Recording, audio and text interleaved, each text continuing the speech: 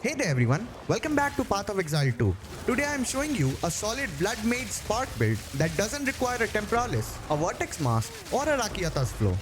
We're skipping the multi-mirror price tags but keeping the fun. This build can clear all content easily and feels amazing to play. I'll be walking you through the important gear, skill and support gems and the overall playstyle to make this work. So let's dive in. Let's open up the inventory first. For our main weapon, we're using a Voltaic Staff. Look for high lightning and spell damage, as well as +5 to level of lightning spell skills. With that, we're also looking for critical hit chance for spells and some cast speed if you can.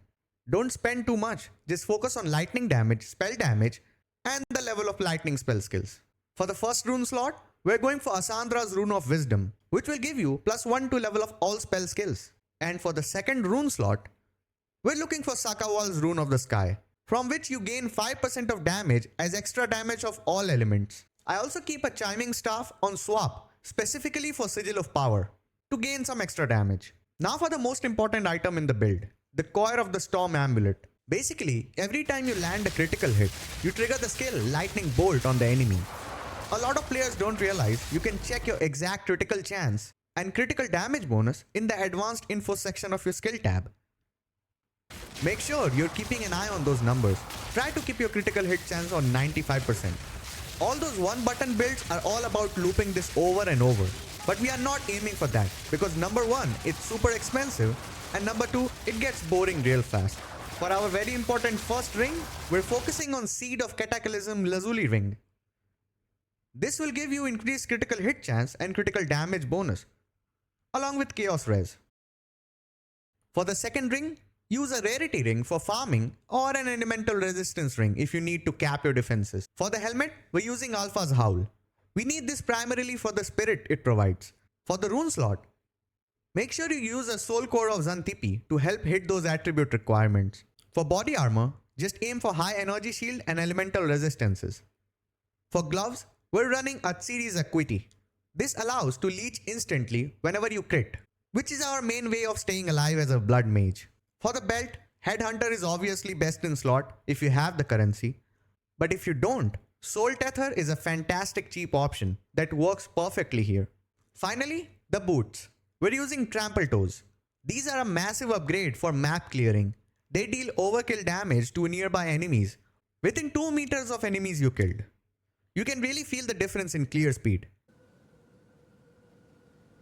Now let's see the passive skill tree. For Ascendancy, first 2 points will go in Vitality Siphon, which will give you Life Leech, very important. For the second 2 points, we're aiming for Sunder the Flesh. Base critical hit chance for spells is 15%. For the third and fourth Ascendancy, go for Grasping Wounds and then Crimson Power. Now let's see the skill tree. Let me show you the full skill tree first. I have also put the POB link in the description, so you can follow from there also. Alright, basically we want critical hit chance, critical spell damage bonus, critical damage bonus, energy shield, cast speed, all those things. Now for the skill and support gems. For life remnants, we're going for Harmonic Remnants, Remnant Potency, Cuttle's Rejuvenation, and Mysticism. For Sigil of Power, we're going for Rapid Casting, Magnified Area, Prolonged Duration. For Lightning Bolt, which is our trigger skill, we're looking for Spell Cascade, Cooldown Recovery, Concentrated Area, and Mana Flare. So whenever you critical hit, you trigger Mana Flare, and then that Mana Flare will trigger more critical hit. Basically, looping this over and over.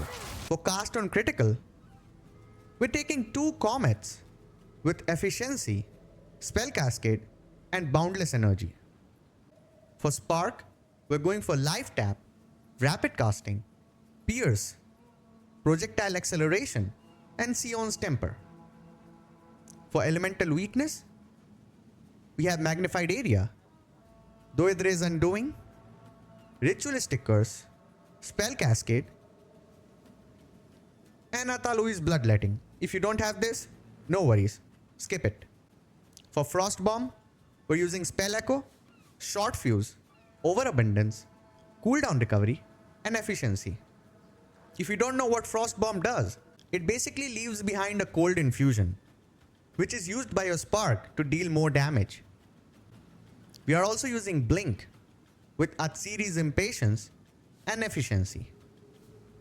For Arctic Armor, we're using Freeze, Cold Mastery and Knockback.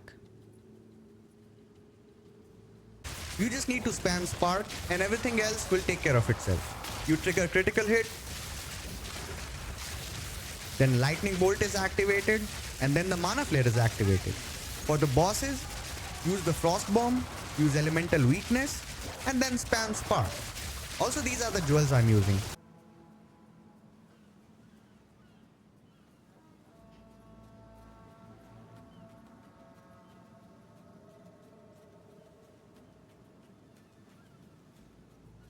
Try to get 1 recover 2% mana on kill. This will help you a lot. I've been having a blast with this build, and I hope it helps you crush some bosses and clear your maps a lot faster. If you have any questions about the gear or the gems or anything, just drop a comment down below. I'll be down there answering as many as I can. Drop a like if you enjoyed the video. Comment if you have any questions or tweaks for the build, and subscribe for more PoE too. I'll see you in the next one. Bye bye.